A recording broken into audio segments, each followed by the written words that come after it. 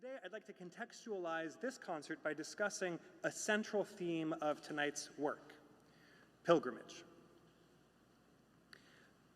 So, during what I consider the spiritual climax of Quentin Tarantino's 1994 classic Pulp Fiction, the character Jules Winfield, after experiencing what he could only describe as divine intervention, explains to his partner, Vincent, that he is giving up the life of a hitman.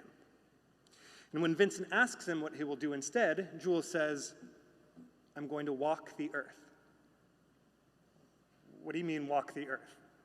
You know, like Caine in Kung Fu. I'm going to go from place to place, meet people, get in adventures.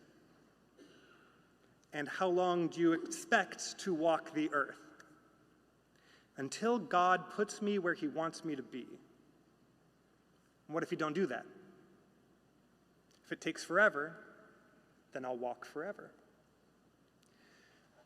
Walking is a spiritual practice incorporated in nearly every religious tradition.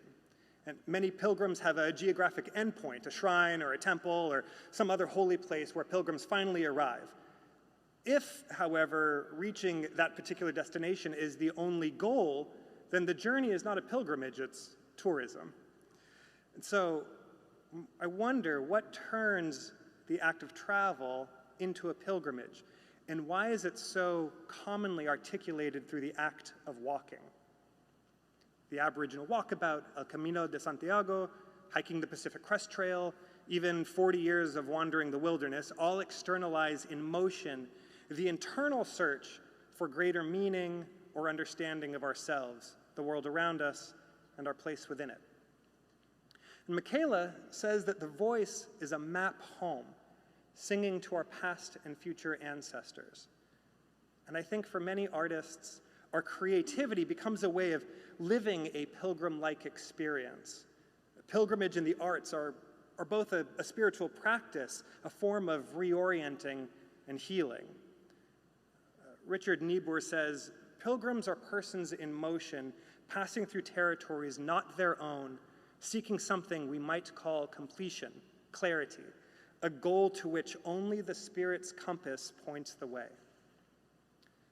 The process of walking through unfamiliar lands, geographic or internal, connects us with the vastness of the earth, converts loneliness to solitude, and helps point us towards our place in the world.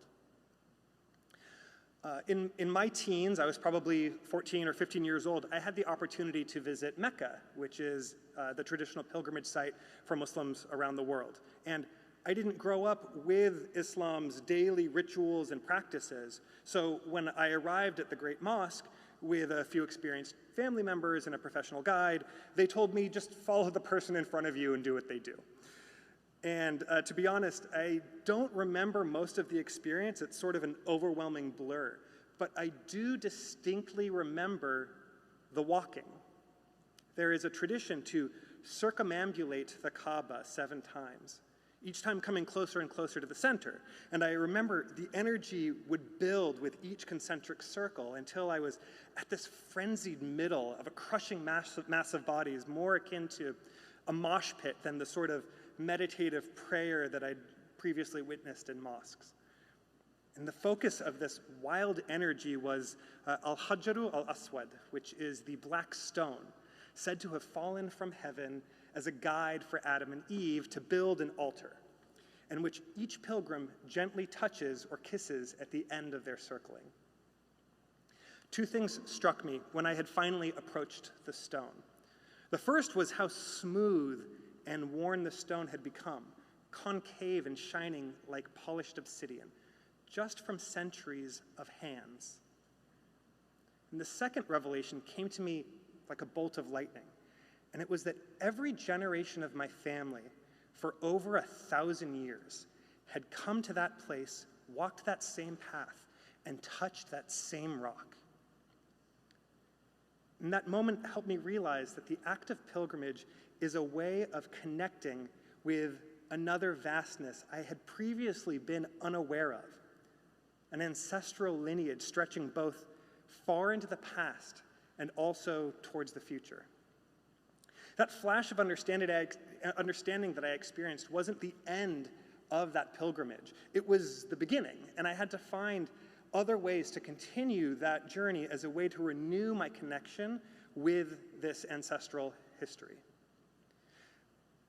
Pilgrimage isn't just an internal reconciliation of understanding and acceptance. It's an active and embodied experience that's played out in the world by walking the earth in real time, but also through song, ritual, dance, and prayer. And tonight's performance features segments of two operas based in Micaela's ancestral Filipino background. The first is Bakunawa, which Micaela calls a sonic bridge to her ancestors and their ancestral homeland. Bakunawa is a story full of love, loss, and longing, shaped deeply by and for her family. And the second is Apolaki, which finds the god of sun and war displaced from his home, a stranger in a strange land. And like so many who find themselves in diaspora, Apolaki doesn't land in an empty wasteland, but one already populated by a people with their own history and connection to the place. He's confronted with the difficult question of how one can make a home and claim a land that has been stolen from others who are also dispossessed. Is a spiritual home enough? Can one truly substitute a home of water and trees and soil for a home within oneself? These are questions without easy answers. And so, Apolaki walks the earth. This pilgrimage is a seeking, but perhaps he's also walking because it's a way to preserve that ancestral history and bring it into the future, keep the fires burning, and make a declaration of our inextricable ties to our history, our future, and the earth itself. Dr. Lauren Actress writes, does the pilgrim's journey ever end? Perhaps not as long as we traverse this earthly plane.